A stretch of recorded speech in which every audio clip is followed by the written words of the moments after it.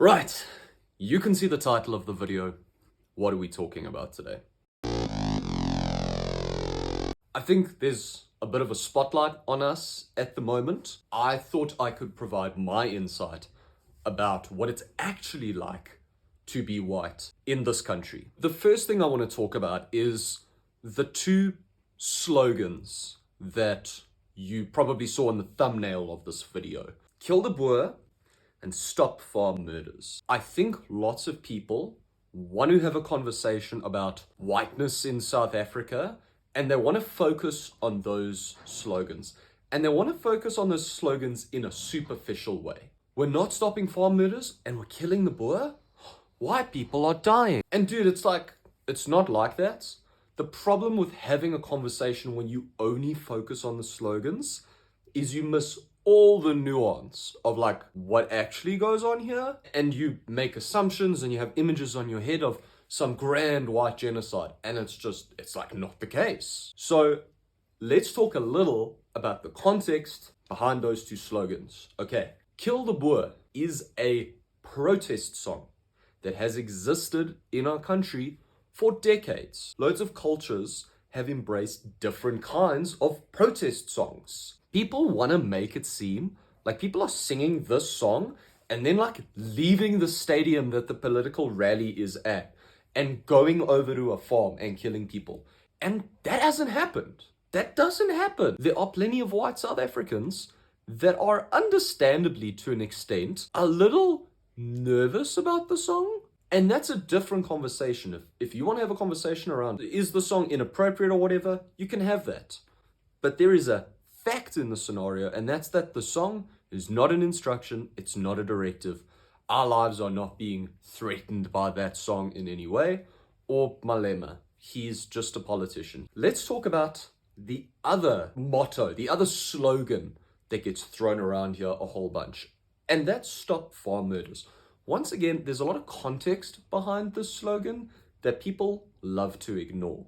It's the same as when the Black Lives Matter movement came out and there was then White Lives Matter and All Lives Matter. And the whole point of these slogans was not actually to be taken at face value. There was a whole like movement behind them that you kind of have to understand in order to understand what the words represent beyond their literal meaning. Stop Farm Murders is the same thing. Most South Africans, I think, agree with the phrase on a literal level that we need to stop farm murders. Most South Africans think we need to stop murder generally as well. But Stop Farm Murders has been weaponized politically in this country to somehow equate to that white genocide stuff we were talking about before. When we use the phrase Stop Farm Murders, be very clear around what we're talking about. Are we saying that only white farmers are getting murdered? That's not true. If you're saying farms generally are vulnerable and so we need to invest in their security, we can have that conversation. But that's a different conversation to the yes, there's a white genocide going on conversation. You feel what I'm saying? This is the type of nuance that these slogans don't capture. Okay. So past the slogans, are there actual race laws in our country? Are there laws in our country that are racialized and target white people and oppress us? Are there oppressive race laws in South Africa? No. Our race laws are not racist. Firstly, a lot of the race laws are purely laws that mention or describe race. Think of laws that say, there will be no discrimination against race. Okay, technically that is a race law if you want to squint and like look at it sideways. Then there are other laws that are race laws that aim to remedy systematic racism from our history. These are laws that basically encourage employers to hire and therefore uplift economically people who were previously disadvantaged. Now, it's very easy to look at those laws and immediately think those are race laws.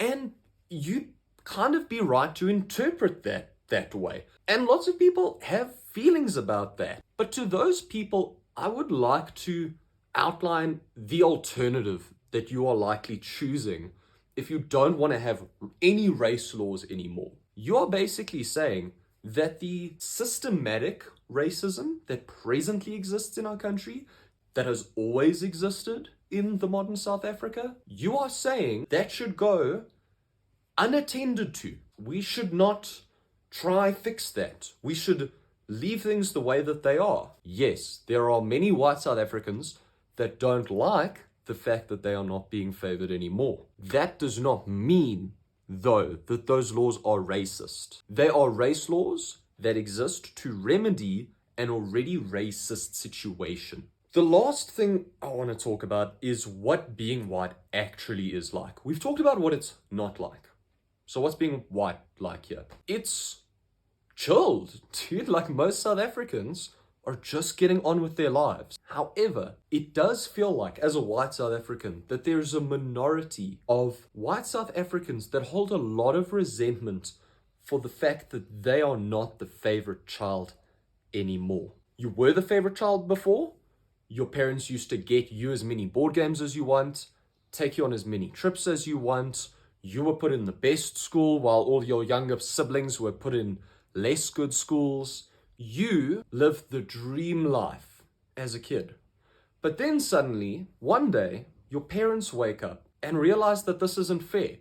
And they make an active effort to start treating all the children the same. Lots of people are going to be upset about that, for sure. But no matter how horrible it might be to not be the favorite child anymore, I know that our conditions as white South Africans are materially better, much, much, much better materially than most of the country. And so being a white South African means that there is a certain amount of white guilt, there is a certain amount of privilege checking, but that isn't nearly as bad as like living at a low income level. Here's an example for you. I live in a gated community by a nature reserve. The air is clean. My front door is unlocked right now. I have solutions when the power goes off. I've got batteries and stuff that I can rely on to provide my house power. That is far better than most of this country. And so, yes, I have a government that's not working just for me anymore. But to be real with you, I'd rather live in Mandela's Rainbow Nation than a white promised land. I'd love to hear from you guys as well. Drop me a comment. I'd love to start a discussion. Thanks for watching. Like and subscribe.